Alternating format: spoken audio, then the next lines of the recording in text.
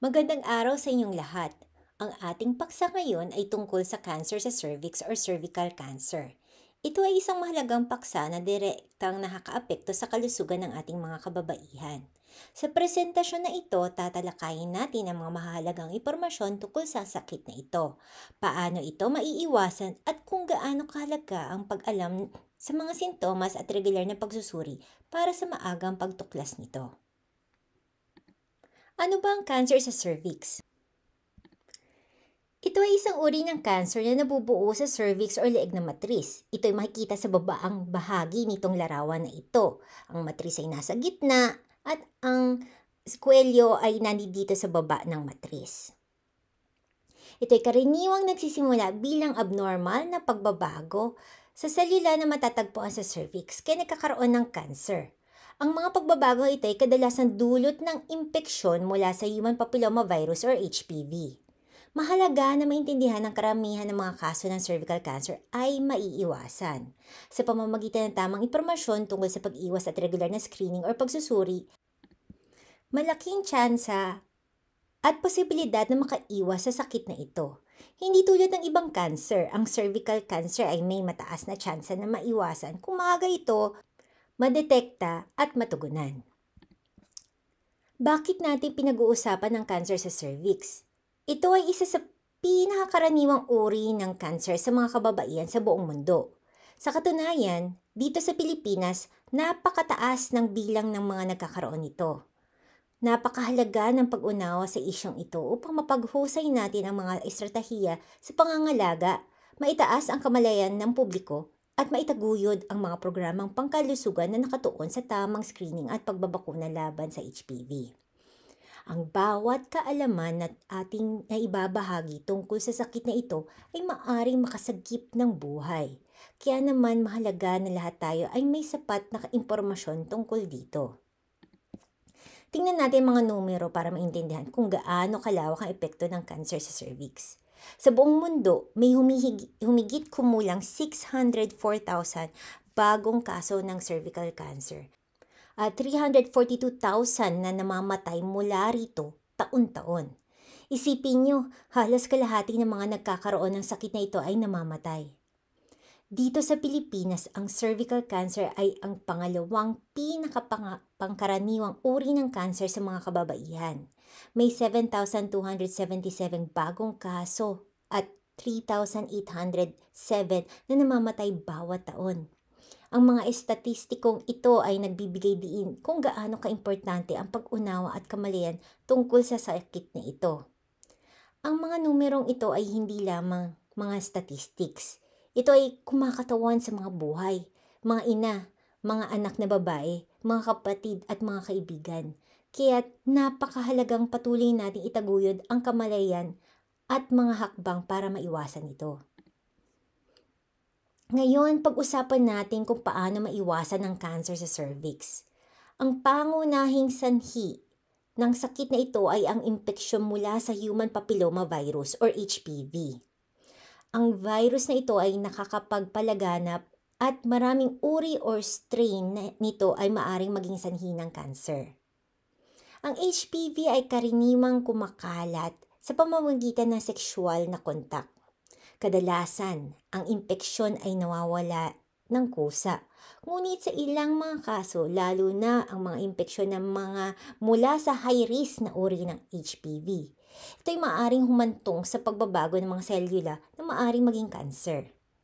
Ang magandang balita ay mayroon mga bakuna laban sa HPV. Maaari itong makatulong na maiwasan ang mga impeksyon. Ang mga bakunang ito ay pinaka-epektibo kapag ibinibigay bago sa unang sexual na aktibidad, ngunit maaari pa rin makatulong sa mga mas may edad na. Ulitin po natin, ang pag-iwas sa cervical cancer ay mahalaga dahil marami sa mga kaso ay maiiwasan sa pamamagitan ng tamang edukasyon at impormasyon. Ang pagbabakuna laban sa HPV ay napatunayan na mabisa sa pagpigil ng sakit. Gayon din, ang regular na screening ay nakatutulong upang matukoy ang mga abnormal na pagbabago sa cervix bago pa man maging cancer. Ang mga hakbang na ito ay makakatutulong sa pagpapabawas ng insidente ng cervical cancer. Ang human papillomavirus or HPV ay ang pangunahing sanhi ng cervical cancer. Ito ay isang virus na kumakalat sa pamamagitan ng sexual na kontak at maaring maging sanhi ng pagbabago ng mga selula sa cervix na maaring humantong sa cancer. Ulitin po natin, ang pagbabakuna laban sa HPV ay isang napakahalagang hakbang sa pagprotekta ng mga kababaihan laban sa sakit na ito. Ang bakuna ay pinaka-epektibo kapag ibinigay sa mga kabataang babae bago pa sila maghawahan ng virus sa pamamagitan ng sexual contact. Inirekomenda ito para sa mga batang babae na may edad na 9 hanggang 10 taong gulang, ngunit maaaring ding ibigay sa mga may edad na babae hanggang 26 years old.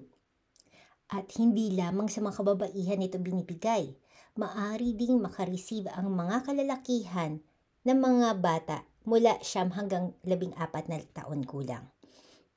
Sa pamamagitan ng pagbabakuna, malaki ang mababawas sa panganib na magkaroon ng cervical cancer. Ito ay isang simpleng hakbang na may malaking epekto sa pangkalahatang kalusugan ng mga kabataan. Bukod sa pagbabakuna, ang regular na pagsusuri ay mahalaga sa maagang pagtuklas ng mga abnormal na cells na pagbabago sa cervix. Ang mga pagsusuri tulad ng pap smear at HPV test ay tumutulong sa pagtuklas ng mga abnormal na selula or infection bago pa man ito maging cancer. Inirekomenda ang mga pagsusuring ito bawat 3 taon pagkatapos ng unang pagsusuri, na karaniwan ginagawa sa edad na 21. Para sa mga kababaihan na mataas ang panganib tulad ng mga may kasaysayan ng cervical cancer, lalo na sa pamilya, may mas madalas na pagsusuri ang maaaring irekomenda. Mahalaga na makipag-usap sa inyong healthcare provider, sa inyong doktor, para malaman kung ano ang pinakamainam na schedule ng pagsusuri para sa inyo. Dito naman makikita ang pap smear, isang pagsusuri kung saan kinukuha ang mga selula mula sa cervix at sinusuri sa ilalim ng microscope para makita ang mga abnormalidad. Ang HPV test naman ay nagsusuri para sa presensya ng high risk na HPV na maaring sanhi ng cancer. Muli, inirekomenda ang pagsusuring ito bawat 3 taon pagkatapos ng unang testing na karaniwan ay ginagawa sa edad na 21 years old at para sa mga kababaihan na mayroong high risk, or mataas ang panganib, kagaya ng mayroong family history ng cervical cancer, nagrerekomenda ng mas madalas na pagsusuri ukol dito. Mahalaga makipag-ugnayan sa inyong mga doktor para malaman kung anong maayos na schedule ng pag-testing para sa inyo. Sa pagtatapos, gusto kong bigyan diin na ang cervical cancer isang pangunahing issue sa kalusugan na nangangailangan ng mas mataas na kamalayan at tamang hakbang sa pag-iwas. Ngunit meron tayong mga tools para labanan ito sa pamamagitan ng tamang impormasyon, pagbabakuna laban sa HPV at regular na pagsusuri, makakamit natin ang mas mabuting kalusugan at mas mababang insidente ng sakit na ito. Ang bawat isa sa atin ay may papel na gagampanan sa paglaban ng cervical cancer. Ipalaganap natin ang kamalayan ukol sa sakit na ito. Hikayatin natin ating mga mahal sa buhay na magpabakuna at magpasuri ng regular. Sa ganitong paraan, sama-sama nating mababawasan ang epekto ng cervical cancer sa ating komunidad at mailigtas ang mga buhay. Maraming salamat po.